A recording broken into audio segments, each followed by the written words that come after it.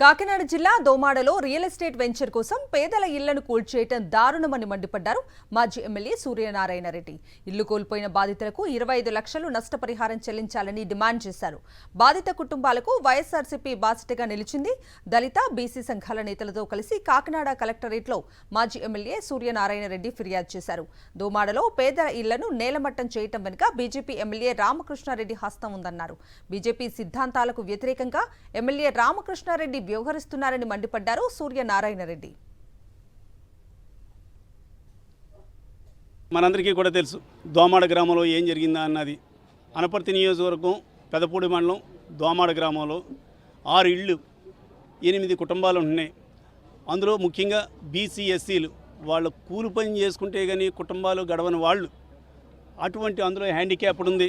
రేపు 5వ తారీఖుని పెళ్లి చేసుకుని ఇల్లు కూడా అక్కడే ఉంది. అమ్మాయి కూడా పాపం అక్కడే ఉంది. వాళ్ళు తీసుకొచ్చిన వాళ్ళ పెళ్లికి సంబంధించిన బంగారం క్యాష్ కూడా అది పోయింది. ఈ అమ్మాయి సర్టిఫికెట్లు పోయినాయి. మిగతా వాళ్ళు కాస్త కోస్తో దాచుకున్న డబ్బు పోయింది.